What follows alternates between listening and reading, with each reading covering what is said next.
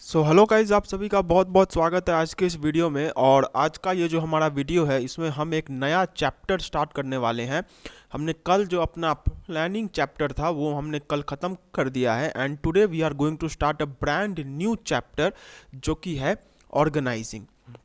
अब ये जो ऑर्गेनाइजिंग होता है, इस ऑर्गेनाइजिंग चैप्टर में हमें बेसिकली क्या पढ़ना है, ये चैप्टर किसके ऊपर में है, ये मैं पहले आपको बता देता हूँ। तो मैंने आपको बताया था कि हम क्या चीज़ पढ़ रहे हैं। हम पढ़ रहे हैं मैनेजमेंट, मतलब कंपनी को कैसे संभाला जाता है, हम उसको पढ़ रहे हैं। तो हम जानते हैं कि मैनेजमेंट में सबसे पहला काम जो कि हमारा होता है, वो मैनेजमेंट का पहला काम होता है प्लानिंग। मतलब हम मैनेजमेंट में सबसे पहले प्लान्स बनाते हैं। The first and foremost thing which we do in the process of management, इसकी हम प्लान बनाते हैं कि हमें बिजनेस में क्या करना है, कैसे करना है, कब करना है। अब अब हमारा जो बिजनेस है उसमें जो हमारे प्लान्स है वो सारे प्लान्स बन चुके हैं। एंड प्लान्स बन जाने के बाद अब हमें नेक्स्ट प्रोसेस पे आना पड़ेगा जो कि है ऑर्गेनाइजिंग। तो प्लानिंग प्रोसेस में हमने वहाँ पर क्या देखा था कि भैया हमारे बिजनेस में हम क्या काम करेंगे, कब करेंगे, कैसे करेंगे, मतलब बेसिकली एक ब्लूप्रिंट बनाया जाता है उसमें। तो वो ब्लूप्रिंट बना लेने के बाद जब हमने यह सोच लिया कि हमें क्या करना है, तो उसके बाद हमें जो भी काम करना है उसको ले करके हमें जो रियल लाइफ में काम करना होगा। Means after we have decided that what we are going to do, हमें उस काम को करने के लिए जो तैयारी होती है या फिर जो प्रिपरेशंस होता है, वो तैयारी और प्रिपरेशंस हमें करना होगा। एंड वही तैयारी और प्रिपरेशंस जो होता है वो हम ऑर्गेनाइजिंग में जानते हैं। प्लानिंग में हम ये सोचते हैं कि क्या करना है, एंड ऑर्गेनाइजिंग में हम लोग क्या करते हैं कि ये जो काम जो कि हमने सोचा हुआ है इसको असली में करते हैं। मतलब इन रियल लाइफ उसके लिए तैयारियां होती है, असली में तैयारी की जाती है। ठीक है, सो ये है ऑर्गेनाइजिंग। ओके, अब ऑर्गेनाइजिंग में हमें जो जो चीज़ पढ़ना है वो है कि एक कंपनी का जो मेन, मतलब जब उसका मेन जो काम होगा, वो काम करने के लिए जो जो तरीके होते हैं उन उन तरीकों के बारे में हम लोग जानने वाले हैं। ओके, तो सबसे पहले मैं आपको इसका जो सिलेबस है मैं उसी को सबसे पहले यहाँ पे आपको दिखा देता हूँ। तो सबसे पहले हमें ये पढ़ना है कि भैया ये जो है हमारा जो कि प्लानिंग है उसका मतलब क्या होता है, वो क्यों ज़रूरी है, एंड उसमें स्टेप्स क्या होते हैं। इसके बाद हम देखेंगे कि ऑर्गेनाइजिंग में हमने क्या हमें बेसिकली करना है, कि काम कैसे होगा, वो रास्ता बनाना जिसके ऊपर में काम होगा, वो सारा काम करने के लिए जो कुछ भी हम तैयारी करते हैं तो वो तैयारी जो होता है वो कैसे कैसे होता है, मतलब what are the different methods of working, उन मेथड्स ऑफ वर्किंग के बारे में जानेंगे। तो वो मेथड्स ऑफ वर्किंग में है हमारा line and staff, functional and divisional, formal and informal. मतलब एक कंपनी में जो काम होता है वो किन किन तरीकों से होता है वो सब हमें यहाँ पर देखना है। तो हमें इन सभी के बारे में डिटेल्स में जानना पड़ेगा।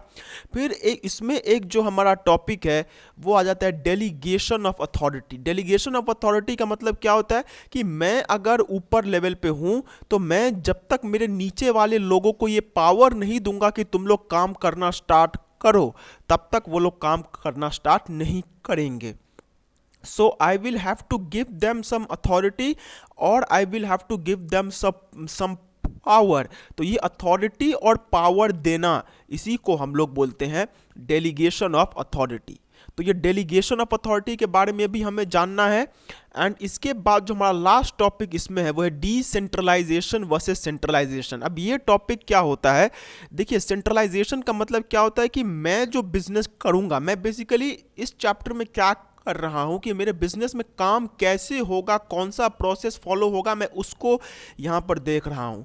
तो बहुत कंपनीज का ये सोचना होता है कि हम हमारे बिजनेस में जो हमारा काम होगा उस काम में हम बेसी बाहर के लोगों को नहीं इन्वॉल्व करेंगे, मतलब कंपनी के लोग आपस में मिलकर ही उस काम को कर लेंगे।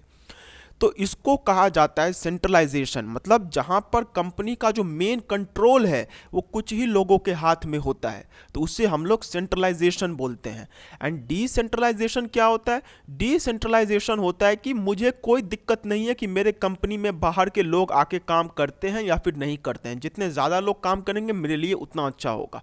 तो डिसेंट्रलाइजेशन और सेंट्रलाइजेशन क्या होता है ये भी हम लास्ट में देखने वाले हैं। तो ये है सिलेबस का ओवरव्यू, एंड इसको देख के घबराइएगा मत कि इसमें इतना कुछ है। हम धीरे धीरे करते हुए ये जितने भी यहाँ पे टॉपिक्स हैं उनको हम कवर अप कर लेंगे। तो आज जो मैं पढ़ने वाला हूँ, what am I going to teach today, तो वो है कि ऑर्गेनाइजिंग क्या होता है, एंड ऑर्गेनाइजिंग करना क्यों ज़रूरी है, एंड ऑर्गेनाइजिंग में क्या क्या स्टेप्स होते हैं। मतलब ऑर्गेनाइजिंग कैसे किया जाता है, ऑर्गेनाइजिंग क्या होता है, एंड ऑर्गेनाइजिंग करना ज़रूरी क्यों है। सो ये हम आज के लेक्चर में जानने वाले हैं। बाकी जो हमारा टॉपिक्स है, मतलब जो कि ऑर्गेनाइजिंग में जो दूसरे टॉपिक्स हैं कि ऑर्गेनाइजिंग में अलग अलग काम करने के जो तरीके होते हैं, द प्रोसेसेस ऑफ वर्किंग, ये हम नेक्स्ट लेक्चर में देखेंगे। ओके, तो ऑर्गेनाइजिंग का मतलब क्या होता है, आइए इसको पहले देखते हैं। So organising is the process of identifying and grouping various activities, bringing together physical, financial and other resources, and establishing authority relationships among job positions. In general words, organizing refers to arranging everything in order, form, and making the most efficient use of resources. The aim of organizing is to enable people to work together for a common purpose. देखिए, organising का simple मतलब होता है कि जिस main काम के लिए हमने अपना बिजनेस को बनाया हुआ है उस मेन काम को करना। To do the main work for which we have made our organization, that is known as organizing. तो ये ऑर्गेनाइजिंग का मेन चीज़ है। ऑर्गेनाइजिंग का सिंपल मतलब यही होता है कि हमने अपना बिजनेस जो है वो जिस काम के लिए बनाया है, हम उस काम को वहाँ पर, उस काम के लिए जो तैयारी होता है या फिर जो अरेंजमेंट्स होता है, वो अरेंजमेंट्स को करना, वो ऑर्गेनाइजिंग कहलाता है। तो ऑर्गेनाइजिंग का जो सिंपल मतलब होता है उसमें सबसे पहले क्या होता है, identifying and grouping various activities. मतलब हमारे बिजनेस में कौन कौन से अलग अलग काम हैं जो कि हमें करना है, ये सबसे पहले इसमें हम मालूम करते हैं। फिर ये देखा जाता है कि उस काम करने के लिए हमारे पास कौन कौन से रिसोर्सेज होते हैं, कौन कौन से रिसोर्सेज हमारे पास हैं।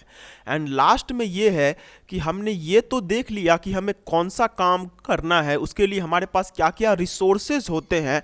एंड थर्ड काम ये होगा कि उस काम को असली में करने के लिए हमें जो है वो उन्हें अथॉरिटी और रिलेशनशिप भी देना पड़ेगा। मतलब we will need to give some authority.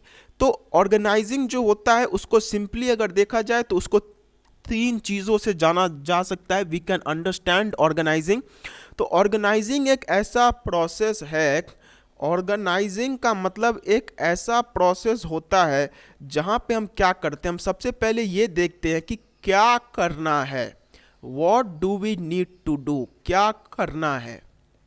And इसके बाद जो हमारा नेक्स्ट होता है वो ये होता है कि करने के लिए हमारे पास क्या है, करने के लिए हमारे पास क्या है, what do we have to do that work. And जो लास्ट होता है वो ये होता है कि भैया हमने ये देख लिया कि क्या करना है, उसके लिए हमारे पास क्या क्या चीज़ें अब मौजूद है, और उसके बाद जो हमें चीज़ देखना है वो ये देखना है कि भैया ये जो हम काम कर रहे हैं इसके लिए जो पावर होता है वो पावर भी हमें लोगों को देना होता है, पावर देना। तो ऑर्गेनाइजिंग को अगर सिंपल वर्ड्स में हम लोग समझें तो इसका सिंपल मतलब होता है कि हमें अपने बिजनेस में काम करने के लिए हमें सबसे पहले जो भी तैयारियां जरूरी है, whatever the things we need, उन सभी चीज़ों को तैयार करके रखना, पहले से उन सभी चीज़ों का अरेंजमेंट करके रखना, यही ऑर्गेनाइजिंग कहलाता है। एंड हम ये अरेंजमेंट्स कैसे करते हैं, ये अरेंजमेंट्स को करने के लिए हम सबसे पहले ये देखते हैं कि भैया हमें बिजनेस में करना क्या है, what do we need to do in the business. And after that कि वो जो काम है वो काम करने के लिए क्या क्या लगेंगे, मतलब क्या क्या चीज़ें हमारे पास ऑलरेडी है एंड क्या क्या चीज़ें हमारे पास अभी नहीं है जिनको लाना होगा। एंड लास्ट में जब हम सारा रिसोर्सेज ले आएंगे तो उन सारे रिसोर्सेज को ले आने के बाद ताकि उनका इस्तेमाल हो सके हमें पावर भी देना पड़ेगा, क्योंकि सिर्फ रिसोर्सेज ले आने से नहीं होता है, हमें अथॉरिटी भी देनी पड़ती है। तो वो अथॉरिटी देना, तो ये 3 काम मिल करके ऑर्गेनाइजिंग बनाते हैं। एंड ऑर्गेनाइजिंग का सिंपल लैंग्वेज में मतलब होता है कि भैया तुम अपने बिजनेस में क्या करने वाले हो, what you are going to do, उसकी तुम पहले से तैयारी करके रखो। तो वो जो तैयारी करना होता है उसी को हम लोग ऑर्गेनाइजिंग बोलते हैं। ओके, सो होप आपको ऑर्गेनाइजिंग समझ में आ गया होगा। जैसे हम जानते हैं कि ऑर्गेनाइजिंग का सिंपल मतलब क्या है, टू ऑर्गेनाइज समथिंग मीन्स कि इसमें हम चीज़ों को अरेंज कर रहे हैं, that is what we call organising.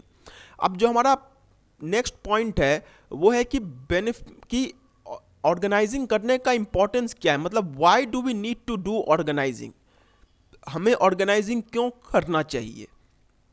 Okay, तो ऑर्गेनाइजिंग इसलिए करना चाहिए ताकि स्पेशलाइजेशन है जो हमारे बिजनेस में आ सके। In organizing, every individual is assigned a part of the total work and not the whole task. This division of work into smaller units and repetitive performance leads to specialization. Thus, organizing promotes specialization, which in turn leads to efficient and speedy performance of tasks.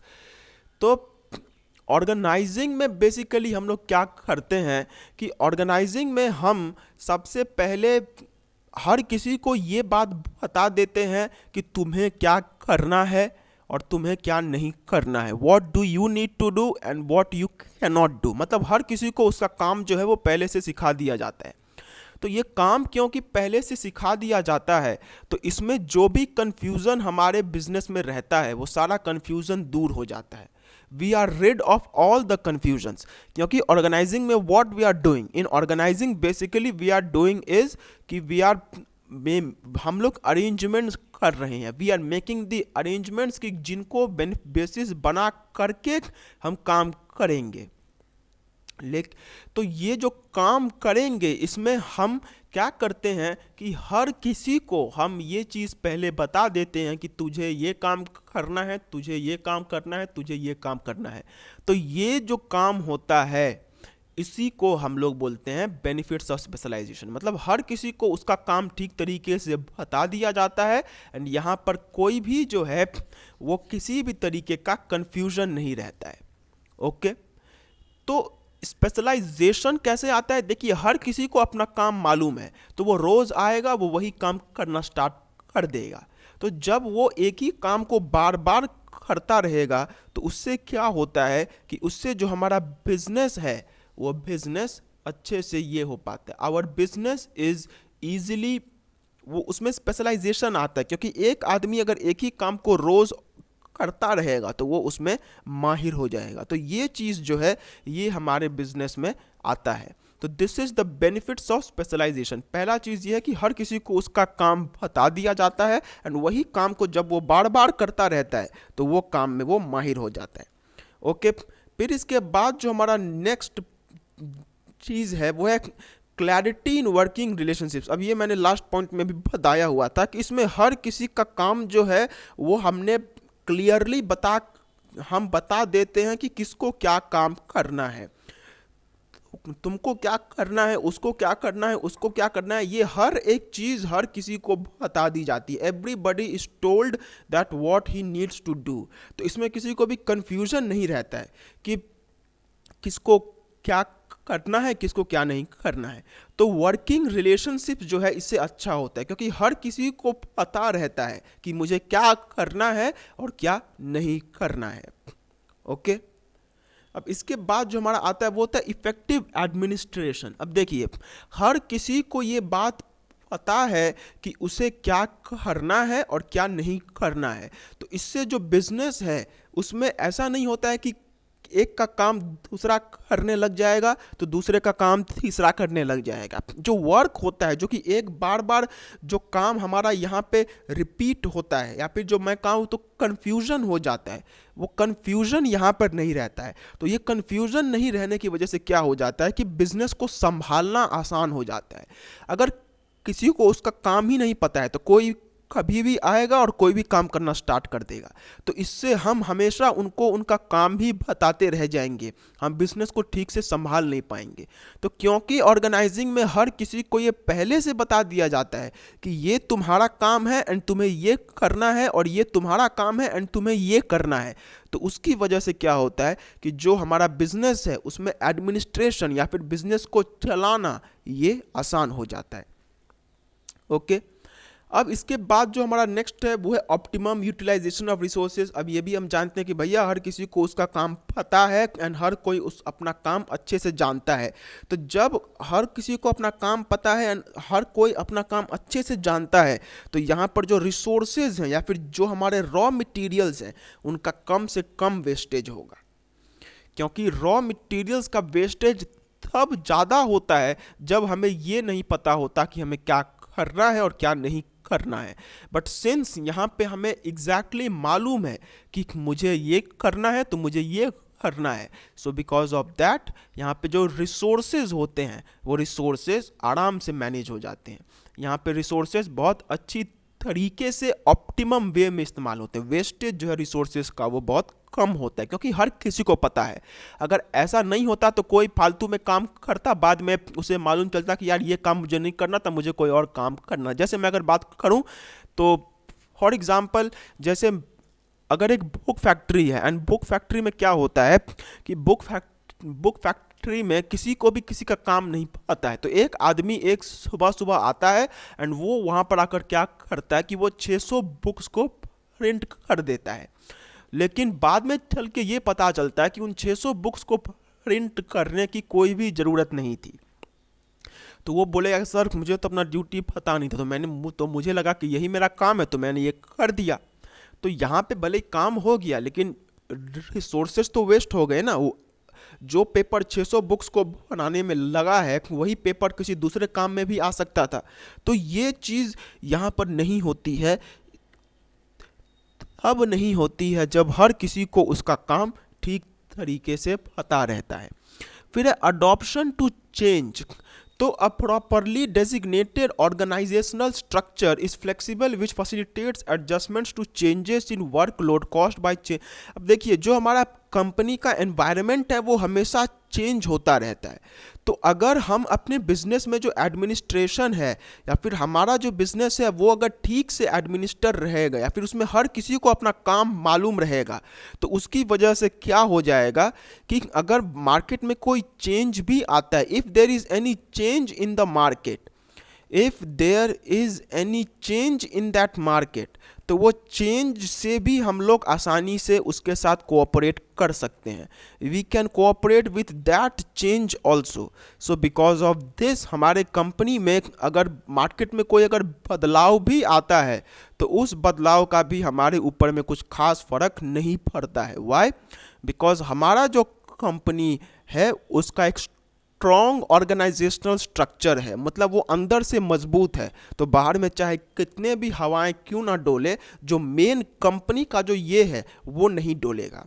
And जो organisation है उसमें हम लोग basically यही करते हैं कि business में जो काम होगा उस काम का एक स्केलेटन या फिर एक रफ स्केच नहीं, उसका आप मान के चलिए एक बिल्डिंग का फाउंडेशन जो होता है वो हम ऑर्गेनाइजिंग में देते हैं। तो ये फाउंडेशन जब मजबूत रहेगा तो उससे चाहे बिजनेस में कहीं पे कुछ भी क्यों ना हो जाए हमारा बिजनेस सफ़र नहीं करेगा। तो ये चीज़ यहाँ पे हमें बहुत ज़्यादा एडवांटेज देता है। फिर है एक्सपेंशन एंड ग्रोथ। अब हर किसी को उसका काम पता है तो वो अपना काम अच्छे से करेगा, तो नेचुरल सी बात है कि इसमें जो है हमारा ग्रोथ होता रहेगा। अगर ऐसा होता कि किसी को उसका काम ही नहीं पता है तो हम सिर्फ और सिर्फ उनको उनका काम ही बताते जाते और काम बताते बताते हमारा समय निकल जाता, हम कभी भी ग्रोथ या फिर एक्सपेंशन के ऊपर में फोकस ही नहीं कर पाते। तो क्योंकि हमारा बिजनेस ठीक से एडमिनिस्टर हो पाता है तो उसकी वजह से नेचुरली हमारे बिजनेस में जो ग्रोथ है वो भी यहाँ पे आ जाता है। ओके, तो ऑर्गेनाइजेशन का जो सिंपल मतलब होता है वो होता है कि हम अपने बिजनेस में का जो स्ट्रक्चर है या फिर बिजनेस में जो काम होगा उस काम के लिए जो मेन स्केलेटन हो, जैसे हमारे बॉडी का सबसे इम्पॉर्टेंट जो पार्ट होता है वो हमारा स्केलेटन होता है, क्योंकि अगर स्केलेटन नहीं होगा तो फिर हम खड़े ही नहीं हो पाएंगे। तो ठीक उसी तरीके से जिस तरीके का काम हमारा स्केलेटन हमारे लिए करता है, ऑर्गेनाइजिंग भी वही काम एक कंपनी के लिए करता है। एक कंपनी का ऑर्गेनाइजेशनल स्ट्रक्चर जो होता है that is the base, and जैसे एक बिल्डिंग का बेस उसके लिए इंपॉर्टेंट है वैसे ही ऑर्गेनाइजेशन एक कंपनी के लिए इंपॉर्टेंट है। तो अगर ये ऑर्गेनाइजेशन अच्छे से किया हुआ रहेगा so it will be very beneficial. Okay, अब ऑर्गेनाइजिंग में हम लोग क्या क्या स्टेप्स होते हैं, तो ये स्टेप्स आपको और आसान बना देंगे ऑर्गेनाइजेशन को समझना। तो सबसे पहला जो काम होता है जो कि ऑर्गेनाइजिंग में किया जाता है वो ये होता है कि हमारा जो काम है means what we have to do उसको सबसे पहले पहचाना जाता है एंड उस काम को लोगों के हिसाब से बांट दिया जाता है। मतलब हम सबसे पहले ये देखेंगे कि हमें क्या काम करना है, what work do we need to do, and after we have identified what work we need to do, उसके बाद हम हर किसी को उसका काम बता देते हैं। The total work to be done should be divided into specific lots as according to predetermined plans. Dividing the work into lots is necessary because the entire work cannot be done by one individual. Division of work facilitates specialization of efforts and skills. तो organizing में सबसे पहला काम यही होता है कि company ये देखती है कि जो उसका काम है what is the work, what is the work जो कि हमें करना है, हमें कौन सा काम करना है, ये हम सबसे पहले देखते हैं। एंड इसके बाद हम क्या करते हैं कि वो जो काम है ये अगर हमारा टोटल वर्क होगा तो इस टोटल वर्क को हम छोटे छोटे टुकड़ों में बांट देते हैं। क्यों? क्योंकि अगर हम उसे छोटे टुकड़ों में नहीं बांटेंगे तो वो एक ही आदमी के ऊपर में उसका बहुत ज़्यादा प्रेशर पड़ जाएगा। सो because of that will not be beneficial. तो सबसे पहला काम यही होता है कि ये चीज़ को पता करना कि हमें क्या काम करना है, एंड वो जो टोटल काम होता है वो टोटल काम को हम लॉट्स में बांटते हैं, छोटे छोटे टुकड़ों में उन कामों को दे दिया जाता है। पहला काम यही होता है कि काम को छोटे छोटे टुकड़ों में बांट देना। जैसे फॉर एग्जाम्पल, जैसे अगर मेरे पास एक ऑर्डर आता है कि मुझे 1000 बुक्स प्रिंट करना है, तो मैं क्या करूंगा, मैं सबसे पहले ये जो 1000 बुक्स है मैं इसके छोटे छोटे टुकड़े कर दूंगा। ये मेरा 1000 बुक्स का प्रिंट करने का काम है, तो मैं यहाँ पर क्या करूँगा, मैं सबसे पहले इसका एक टुकड़ा बनाऊँगा जहाँ पे उसका जो कवर होगा उस कवर डिज़ाइनिंग का एक अलग से ये काम कर दूंगा, मतलब कवर डिज़ाइनिंग को एक अलग डिपार्टमेंट को दे दूंगा। फिर इसके बाद उसका जो प्रिंटिंग होगा, प्रिंटिंग को मैं एक अलग काम के रूप में दिखा दूंगा। फिर प्रिंटिंग के बाद जो उसका बाइंडिंग होगा मैं बाइंडिंग को एक अलग में दिखा दूंगा। फिर उसका जो पैकेजिंग होगा ये पैकेजिंग को अलग डिपार्टमेंट में दे दूंगा। ऐसे ही करके जो उसका सेल्स होगा सेल्स को मैं अलग डिपार्टमेंट में दे दूंगा। फिर जो मार्केटिंग होगा मार्केटिंग को अलग डिपार्टमेंट में दे दूंगा। तो मेरे पास सबसे पहला ऑर्डर ये आया कि मुझे 1000 बुक्स बना करके अपने कस्टमर को देना है। तो मैंने क्या किया, ये 1000 बुक्स को बनाने का जो टोटल काम है this is a very huge work, तो मैंने इस काम को छोटे छोटे टुकड़ों में बांट दिया है। एंड छोटे छोटे टुकड़ों में बांट देने के बाद जो हमारा नेक्स्ट स्टेप आता है वो है डिपार्टमेंटलाइजेशन। मतलब कि हमने जो अलग अलग कामों को छोटे छोटे टुकड़ों में कर दिया है, हमें हर एक काम को एक डिपार्टमेंट में दे देना है।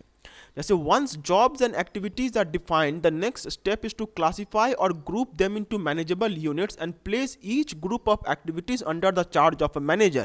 Similar or related activities are combined and grouped into larger units called departments, divisions और sections. तो सबसे पहला काम हमारा यही हुआ कि हमने काम को छोटे छोटे टुकड़ों में कर दिया है, एंड इन्हीं छोटे टुकड़ों को डिपार्टमेंट कहा जाता है। जैसे 1000 बुक का cover department, print department, binding department, packaging department, sales department, marketing department. तो सबसे पहला काम था कि कामों को बांटा एंड ये सोच लिया कि इस काम को कैसे कैसे छोटे छोटे टुकड़ों में किया जा सकता है, एंड उसके बाद उनके छोटे छोटे टुकड़े कर दिए एंड हर एक टुकड़े को एक पर्टिकुलर डिपार्टमेंट में डाल दिया। डिपार्टमेंट में डालने का मतलब यहाँ पे ऐसा नहीं तो कि उसको एक रूम में डाल दिया था, नहीं, डिपार्टमेंट में डालने का मतलब ये होता है कि उस टोटल काम में से एक छोटा सा हिस्सा हम किसी दूसरे को उसके जिम्मेदारी पे उसको छोड़ देते हैं। जैसे जो मेरा प्रिंटिंग मैनेजर होगा, वो प्रिंटिंग मैनेजर को बोलूँगा सर आप ये प्रिंटिंग का काम आप ले लीजिए। फिर जो मेरा बाइंडिंग मैनेजर होगा, मैं बाइंडिंग मैनेजर को बाइंडिंग का काम दे दूंगा। तो अलग अलग लोगों को अलग अलग काम दे देना, ये हमारा सेकंड स्टेप होता है। ओके, फिर है assigning duties. So each group of activities is assigned to an individual best suited to perform it. While assigning duties, the qualification, experience and aptitudes of people should be given due consideration. There should be proper match between job requirements and capabilities of employees. तो यहाँ पे पहला काम हमने क्या किया कि छोटे छोटे टुकड़े कर दिए, फिर हर एक टुकड़े का एक डिपार्टमेंट बना दिया। अब हमें हर एक डिपार्टमेंट में एक मैनेजर को देना पड़ेगा या फिर एक की मैनेजरियल पर्सन जो कि उसको संभाल सके, हमें उस आदमी को देना पड़ेगा। तो हमने कवर डिपार्टमेंट के लिए एक आदमी दे दिया, प्रिंट डिपार्टमेंट के लिए एक आदमी दे दिया, बाइंडिंग डिपार्टमेंट के लिए एक आदमी दे दिया, पैकेजिंग के लिए एक, सेल्स के लिए एक, मार्केट के लिए एक। तो हमने हर एक डिपार्टमेंट के लिए अलग अलग लोग जो हैं उनको दे दिया है। तो इसको हम लोग बोलते हैं असाइनिंग ड्यूटीज। मतलब हमने उन सभी को बता दिया कि तुम्हारा काम इस डिपार्टमेंट में है। मेरे पास 1000 बुक्स का ऑर्डर आया है तो 1000 बुक्स का कवर का काम तुम करोगे, प्रिंटिंग का काम तुम करोगे, बाइंडिंग का काम तुम करोगे। तो ये हमने हर किसी को उसका काम दे दिया है।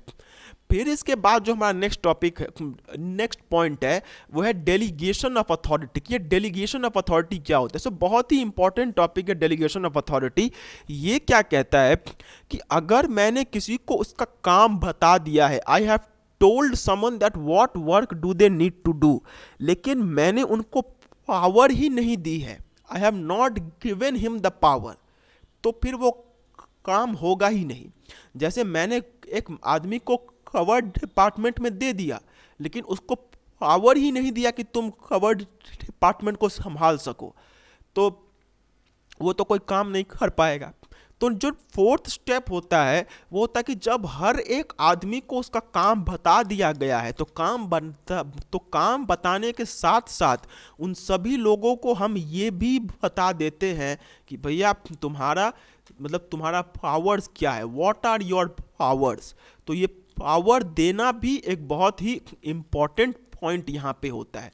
तो सबसे पहला काम था कि काम को समझो, काम को छोटे छोटे टुकड़ों में बांट दो, हर एक टुकड़ा को एक डिपार्टमेंट का नाम दे दो, फिर हर एक डिपार्टमेंट में एक आदमी को दे दो एंड हर एक आदमी को अथॉरिटी दे दो।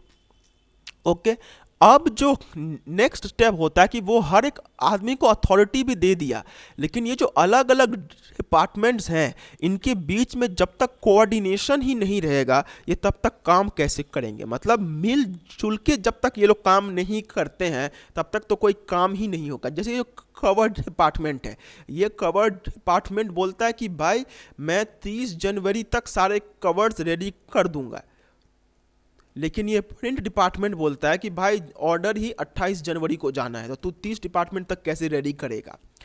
तो हर एक डिपार्टमेंट को आपस में मिलजुल करके, आपस में तालमेल बना करके काम करना होगा, तो ही एक बिजनेस का जो काम है वो ठीक तरीके से हो पाएगा। तो ये तालमेल बिठा करके रखना ये लास्ट स्टेप होता है।